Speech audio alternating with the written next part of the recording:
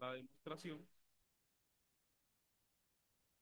Este es la página de ejemplo, es una página de una ferretería. Aquí podría ser perfectamente cualquier tipo de negocio. Imaginen la página web de una panadería, la página web de alguna institución pública, la página web de cualquier tipo de gremio, en donde si yo busco cierto elemento, por ejemplo, martillo, pues va a extraer de la base de datos todos los productos que tengan que ver con martillos o bien con algún fragmento de una frase. Entonces, un poco de repaso sobre conceptos de SQL. Ustedes saben muy bien que SQL es un lenguaje estructurado de consultas y esto perfectamente se puede utilizar con Oracle, con SQL Server, con Postgre, etcétera. Básicamente, lo que hace un atacante es primero verificar qué tipo de información podemos extraer de un campo. Y aquí podría ser perfectamente un formulario. Por ejemplo, un formulario en donde usted pueda dejar sus comentarios o un formulario donde solicite información de algún producto o servicio. Esa información que usted coloca en el formulario, ¿a dónde va a ir a dar? A una base de datos. Entonces, si yo estoy observando, y voy a hacer un poco más grande aquí el zoom del navegador, si yo observo que puedo extraer información de una base de datos y el comportamiento es, si yo coloco una S, pues buscará cualquier producto que tenga una S en alguna parte de su nombre. Entonces en SQL estamos ejecutando una instrucción que se llama like, que básicamente lo que busca es en cualquier parte de esta tabla de información extraiga un elemento que tenga esta letra. O yo podría decir llave y trae cualquier cosa que tenga llave en alguna parte del producto de la ferretería. Si yo sigo esa lógica, yo podría ejecutar una sentencia o una instrucción en la cual puedo, pues, adivinar qué otro tipo de datos hay. Por ejemplo, vean esta instrucción. Yo sé que hay martillos ya en la base de datos. Parece algo trivial, pero a partir de aquí comienza a crecer el ataque. La instrucción, básicamente, esta M que ustedes ven al principio es, sabiendo que yo puedo extraer productos con M y sabiendo que existen, yo indico que, bueno, primero busque cualquier producto que tenga una M en cualquier parte. Este símbolo de porcentaje significa eso. En cualquier lugar del texto va a haber una M. Luego, union es una palabra clave dentro de SQL porque me permite a mí unir la sentencia que hace la página web, la búsqueda de productos, con otra instrucción. Y esta instrucción dice 1, 2, 3.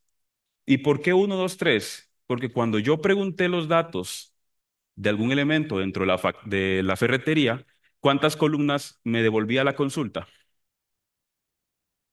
Tres. Entonces, como hay tres columnas, yo sé que puedo llenar una sentencia, esto se le conoce como una sentencia meramente para hacer pruebas, y dual es una tabla que normalmente muchas, más no todas las bases de datos de SQL trae. Si yo ejecuto esto, vean lo que devuelve la página web. Ahí dice 1, 2, 3, no hay ningún producto, pero ya sé que puedo manipular el resultado. Eso significa que a nivel de código, quien haya desarrollado la página colocó consultas de SQL directamente en el código.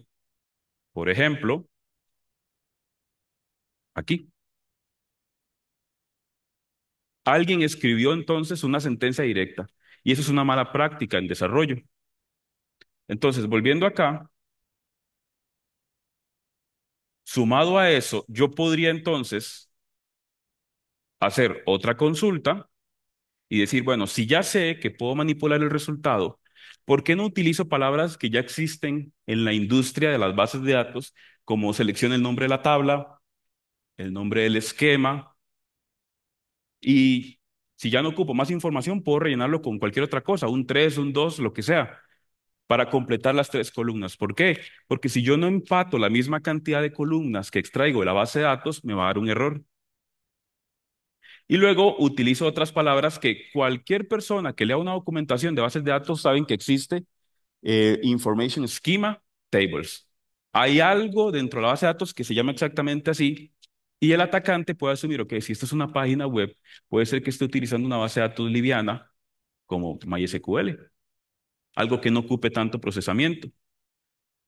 Y estos dos guiones que se ven ahí, básicamente son una forma de decir, lo que sea que venga después, que esté haciendo la página web, ignórelo. Eso es crear un comentario. Si había más cosas que la página web hacía, como ordenar los resultados, agruparlos, etcétera, lo ignora. Buscamos y vean, aparece martillo, porque estoy buscando algo con la letra M. Pero ¿qué más aparece?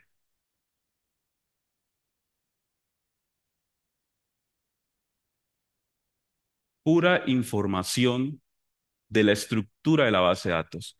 Por ejemplo, columnas, privilegios, roles habilitados, palabras claves, claves de caché. Y recordemos, los ciberdelincuentes, las personas que se dedican a atacar, también a vulnerar servicios para la parte de hackeo ético, en ambos extremos estamos hablando, pues son personas versadas en este tipo de conocimiento técnico. Cuando reconocen una estructura de esa, saben muy bien que pueden buscar más cosas. Por ejemplo, si seguimos bajando, vienen las tablas, los esquemas, los disparadores, las vistas. Viene mucha información de la base de datos que se podría extraer. Y curiosamente, me topo más abajo que hay bodega, roles, usuarios, y ahí yo podría manipular aún más la consulta y extraer algo. Vean cómo una página web que nada más buscaba productos de una ferretería, ya me está dando una puerta o un backdoor a encontrar más vulnerabilidades. ¿Qué más podría hacer entonces un atacante sabiendo que hay algo que se llama usuarios? Bueno, ¿qué tal si dentro de la consulta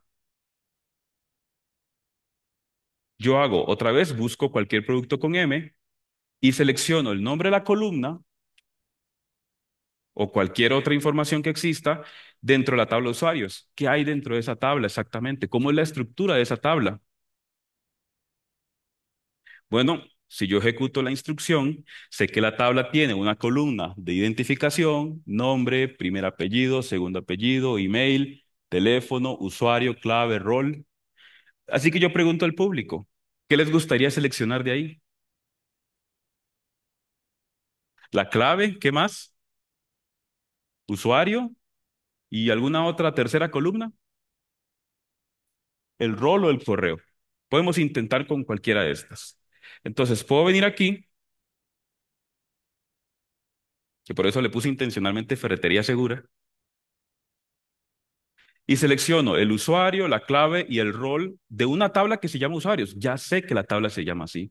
Es más, la empresa le puede poner cualquier otro nombre a la tabla, pero ya con haberla vulnerado, nada más es de sacar el tiempo y extraer el nombre de la tabla. Si yo ejecuto esto, ¿qué obtuve?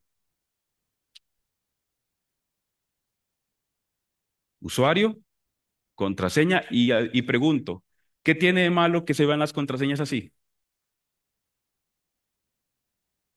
Que no están encriptadas, que no están protegidas de algún modo de cifrado.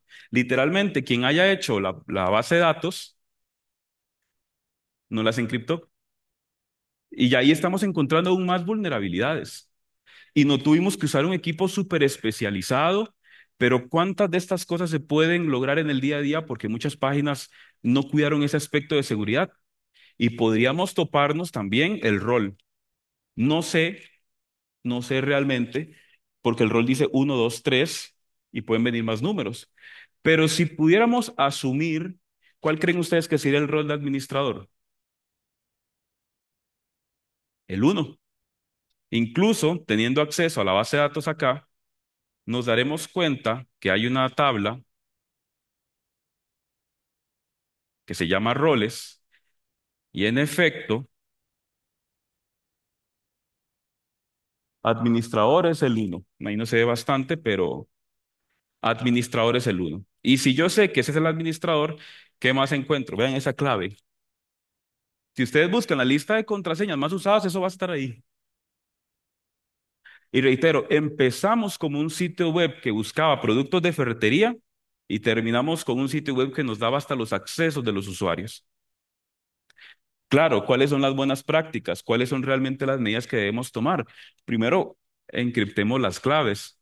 Segundo, no utilicemos a nivel de desarrollo, y eso es bueno y es importante que toda empresa que tenga un departamento de desarrollo, pues defina muy bien cuáles son esas buenas prácticas de seguridad a la hora de crear, por ejemplo, un sitio web, una aplicación interna, cualquier desarrollo propio o que necesite de algún componente de desarrollo que se venda en el mercado.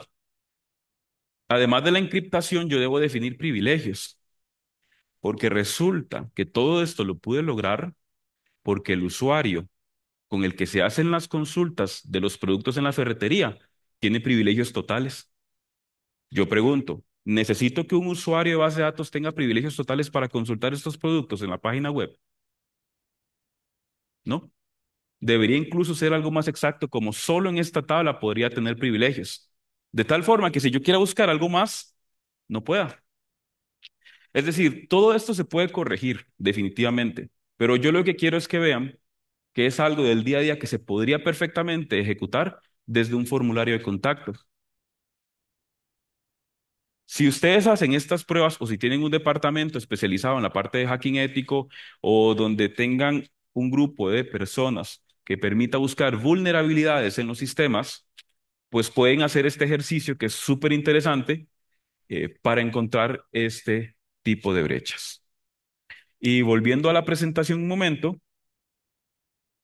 pues, ¿cuáles son realmente los consejos a nivel de la industria que se pueden utilizar? Aquí podría nombrar cientos, pero los más puntuales sería utilizar procedimientos almacenados. Podemos validar campos según tipo de información. Ejemplo, ese campo que me permitía a mí buscar productos de la ferretería debió validarse primero para que solo aceptara cierto tipo de textos. Así como existen campos, por ejemplo, para recibir correo, teléfono o cualquier otro tipo de dato, tiene que haber una validación. Es más, el código o cualquier algoritmo que esté por detrás tiene que validar que lo que está recibiendo no es un producto, es definitivamente un intento de inyección de SQL. Debe definir políticas de privilegios de acceso. A mí me agrada ver muchas veces con algunos clientes que se ponen realmente muy estrictos en el tema, ok, quiero un usuario de la base de datos, ¿por qué? Firme este contrato, firme este documento que obviamente nos asegura que usted va a utilizar esta información, va a acceder desde esta red. De igual forma, en la base de datos podemos definir los privilegios y los roles. Y aquí hago un paréntesis, recordemos que privilegio y rol son dos cosas diferentes. Un rol puede ser un conjunto de privilegios, pero un privilegio puntual es algo que usted puede hacer. Entonces, esos dos conceptos deben quedar claros y diferenciados dentro de la base de datos. Usar un ORM. ¿Alguien ha escuchado de los ORM o ha utilizado un ORM? Que es un mapeador de objetos relacionales. Ahora, yo sé que estoy entrando en tal vez temas que son muy del lado de la programación, pero todo esto, técnicamente hablando, ayuda a evitar este tipo de vulnerabilidades. Capacitar al personal de desarrollo, importante, no todo se trata de hardware y de software, también se trata del lado humano. La ciberseguridad también incluye el componente humano. Y las personas que desarrollan aplicaciones en su empresa, en su organización, deben estar capacitadas para tomar en cuenta esto o bien tener un equipo a la hora de hacer pruebas que busque este tipo de vulnerabilidades. Porque ocupamos realizar pruebas de seguridad de software y no solo de usabilidad, lo cual está genial. Usted puede hacer pruebas para saber si se adapta a diferentes dispositivos, si cumple con la línea gráfica de la empresa, si la información está bien escrita y todo está estructurado, si no ocurren errores, pero también la seguridad es importante, porque en Costa Rica muchos sitios web están desarrollados ya sea por medio de código puro o desarrollo personalizado con PHP, con React, con Express.js. Escoja la tecnología que quiera, pero también tienen bases de datos como Oracle, MySQL, PostgreSQL Server, MariaDB, sitios con WordPress. Ninguna de estas tecnologías está exenta para poder hacer este tipo de pruebas, este tipo de verificaciones. Así que reitero la importancia de que puedan tener estos espacios o conversar con sus equipos de desarrollo y sus equipos de seguridad sobre verificar qué tipo de información se puede realmente extraer de estos formularios. Las buenas prácticas están para obviamente protegernos y es algo que en Costa Rica pues es una realidad. ¿Cuántos negocios no tienen una página web?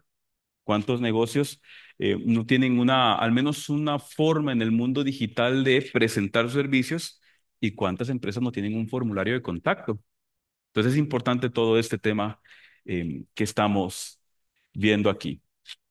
Por último, pues tomar en cuenta que estas sentencias que yo les mostré son algunas de cientos que se podrían ejecutar en diferentes contextos. A nivel de buscar vulnerabilidades, aquí se ejecutaron estas sentencias porque yo sé que habían tres columnas, porque puedo acceder a una tabla, porque la tabla tenía un nombre muy fácil de adivinar y de encontrar en una lista. Entonces, las inyecciones de SQL son algo bastante serio a tomar en cuenta. ¿Cuántos sitios web amanecen un día con una página direccionada a un sitio de películas en la India? Porque alguien vino, ejecutó una inyección de SQL y cambió la redirección y el sitio web que debería cargar cuando usted ingresa a ese dominio. Y eso se puede lograr también desde ese lado. Les agradezco bastante el tiempo. Espero que les haya parecido bastante interesante este tema. Yo sé que es algo técnico, pero es algo que debemos tomar en cuenta. Y estemos en contacto en redes para seguir conversando de temas de ciberseguridad. Muchas gracias.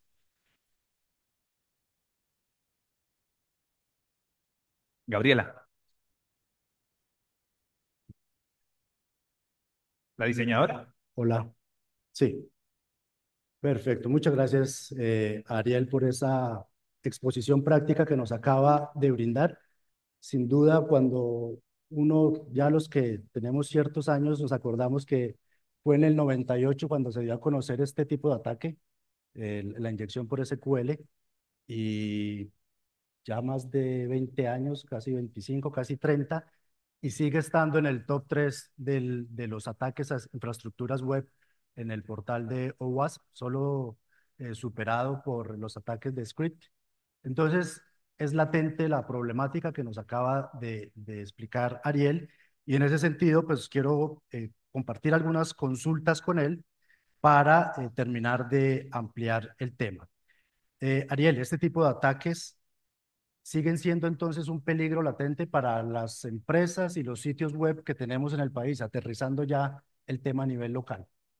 Definitivamente, definitivamente con el tema de este tipo de ataques, en muchas ocasiones se hace el proceso de una página web y se hace por medio de un diseñador o un grupo de diseñadores web, desarrolladores web, pero hace falta ese componente de alguien de ciberseguridad que verifique esta información o que por lo menos en las pruebas se tome el componente de verificar que no se hagan este tipo de ataques. ¿Por qué o cuál es su criterio si los motores de lenguaje SQL han avanzado tanto? Estamos hablando de una metodología de los 90. Si han avanzado tanto, ¿por qué se siguen presentando estos ataques? Me cuestiono si el tema es que a los lenguajes o a los motores les falta desarrollo, o es problema del implementador que le falta conocimiento para hacerlo.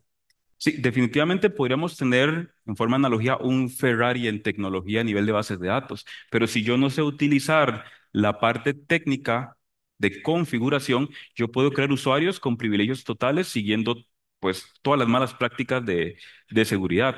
Podría también ni siquiera validar y utilizar sentencias o consultas directas en el código en vez de hacer procedimientos almacenados.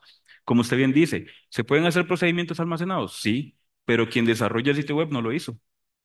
Entonces, sí, la tecnología ha avanzado bastante, pero del otro lado tenemos que trabajar mucho en el componente de capacitación y que quienes estén en el proceso de desarrollo, pues sepan muy bien cuáles son esos paso a paso de seguridad para evitar la vulneración. Ok. En cuanto a sitios web, estructuras web, ¿qué otros riesgos se pueden generar a través de este tipo de ataques o relacionados con la base de datos? Sí, em, cuando uno logra vulnerar la base de datos, uno puede cambiar o modificar mucha su estructura. Tal vez no pueda en algunos casos bajar un backup completo o un respaldo completo a la base y vulnerarla totalmente. Pero, por ejemplo, algo que ocurre muchas veces si no se trabaja en la parte de seguridad. Un sitio web, imaginemos la misma ferretería, ejecutan una sentencia que modifica cuál es la página que carga al ingresar al dominio.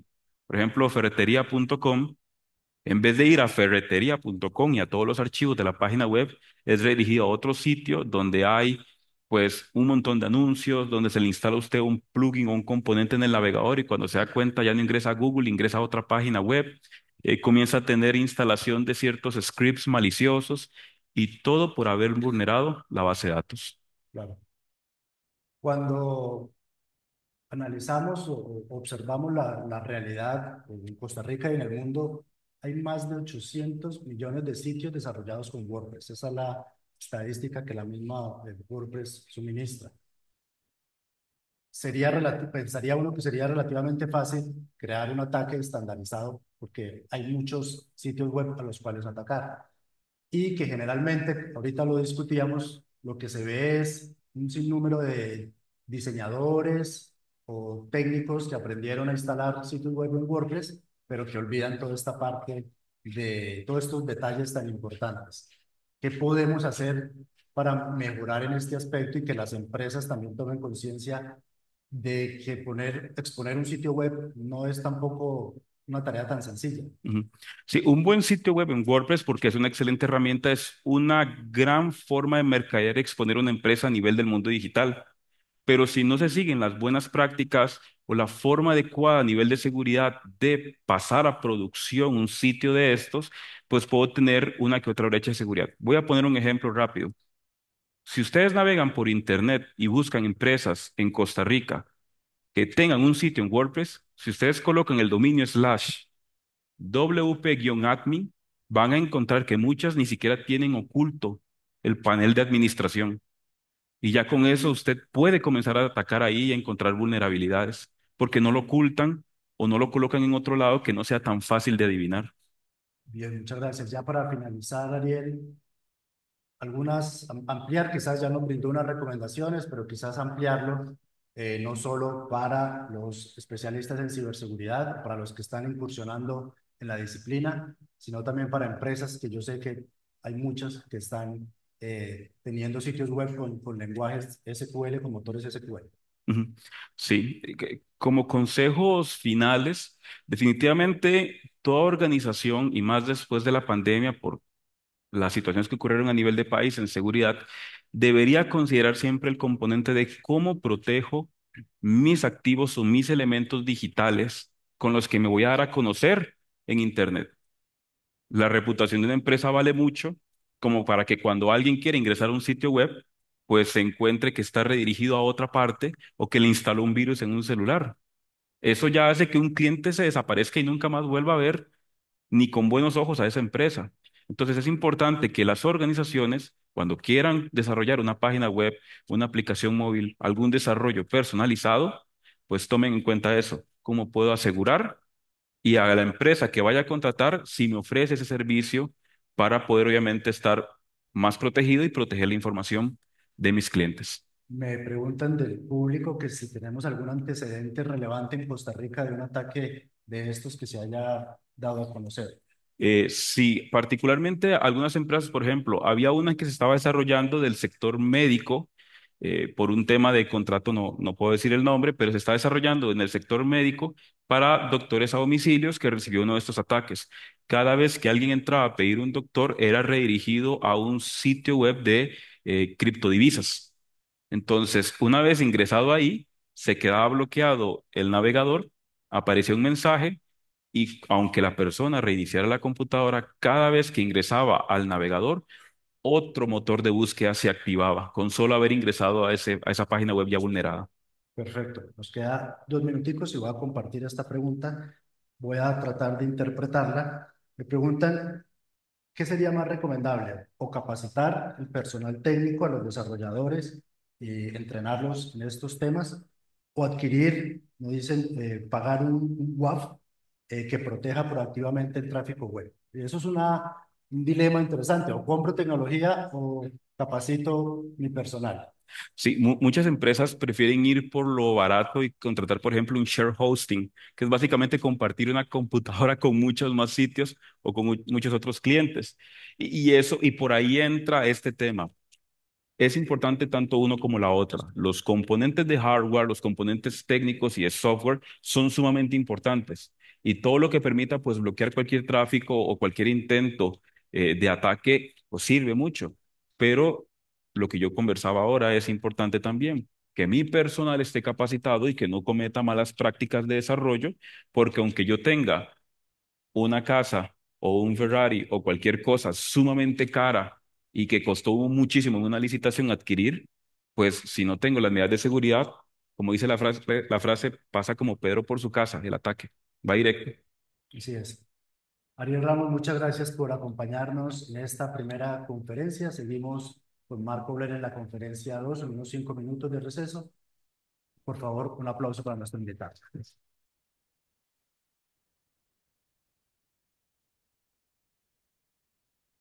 Así es, muchas gracias por la información, gracias a las tres, a Alan también y a Juan Esteban por la moderación.